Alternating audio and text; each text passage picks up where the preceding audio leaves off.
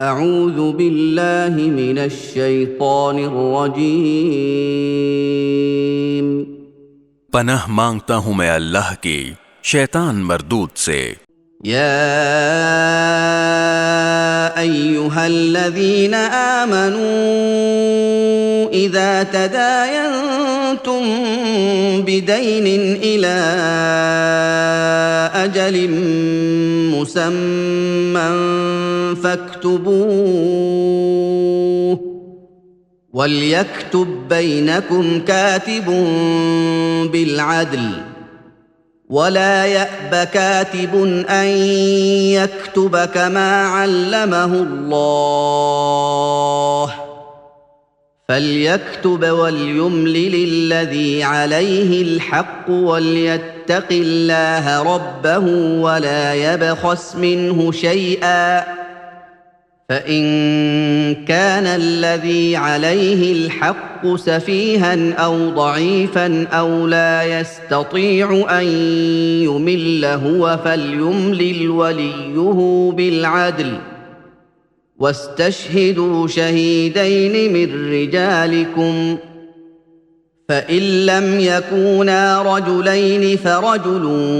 وامرأتان ممن ترضون من الشهداء أن تضل إحداهما فتذكر إحداهما الأخرى ولا يأبى الشهداء إذا ما دعوا ولا تسأموا أن تكتبوه صغيرا أو كبيرا إلى أجله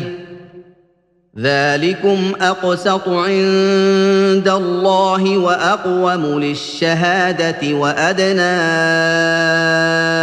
ألا ترتابوا إلا أن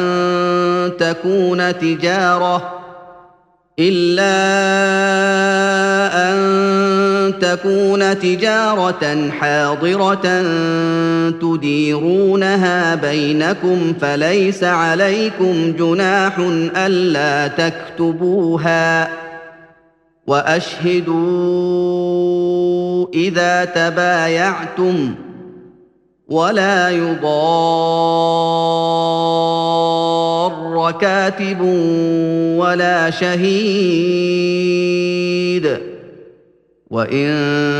تفعلوا فإنه فسوق بكم واتقوا الله ويعلمكم الله واللہ بکل شیء علیم۔ اے ایمان والو، جب تم کسی معین میعاد کے لیے ادھار کا کوئی معاملہ کرو تو اسے لکھ لیا کرو، اور تم میں سے جو شخص لکھنا جانتا ہو انصاف کے ساتھ تحریر لکھے، اور جو شخص لکھنا جانتا ہو لکھنے سے انکار نہ کرے۔ جب اللہ نے اسے یہ علم دیا ہے تو اسے لکھنا چاہیے، اور تحریر وہ شخص لکھوائے جس کے ذمے حق واجب ہو رہا ہو، اور اسے چاہیے کہ وہ اللہ سے ڈرے جو اس کا پروردگار ہے، اور اس حق میں کوئی کمی نہ کرے۔ ہاں، اگر وہ شخص جس کے ذمے حق واجب ہو رہا ہے ناسمجھ یا کمزور ہو یا کسی اور وجہ سے تحریر نہ لکھوا سکتا ہو تو اس کا سرپرست انصاف کے ساتھ لکھوائے، اور اپنے میں سے 2 مردوں کو گواہ بنا لو۔ ہاں، اگر 2 مرد موجود نہ ہوں تو 1 مرد اور 2 عورتیں ان گواہوں میں سے ہو جائیں جنہیں تم پسند کرتے ہو، تاکہ اگر ان 2 عورتوں میں سے ایک بھول جائے تو دوسری اسے یاد دلا دے، اور جب گواہوں کو گواہی دینے کے لیے بلایا جائے تو وہ انکار نہ کریں۔ اور جو معاملہ اپنی میعاد سے وابستہ ہو، چاہے وہ چھوٹا ہو یا بڑا، اسے لکھنے سے اکتاؤ نہیں۔ یہ بات اللہ کے نزدیک زیادہ قرین انصاف اور گواہی کو درست رکھنے کا بہتر ذریعہ ہے، اور اس بات کی قریبی ضمانت ہے کہ تم آئندہ شک میں نہیں پڑو گے۔ ہاں، اگر تمہارے درمیان کوئی نقد لین دین کا سودا ہو تو اس کو نہ لکھنے میں تمہارے لیے کچھ حرج نہیں ہے، اور جب خرید و فروخت کرو تو گواہ بنا لیا کرو، اور نہ لکھنے والے کو کوئی تکلیف پہنچائی جائے نہ گواہ کو، اور اگر ایسا کرو گے تو یہ تمہاری طرف سے نافرمانی ہوگی،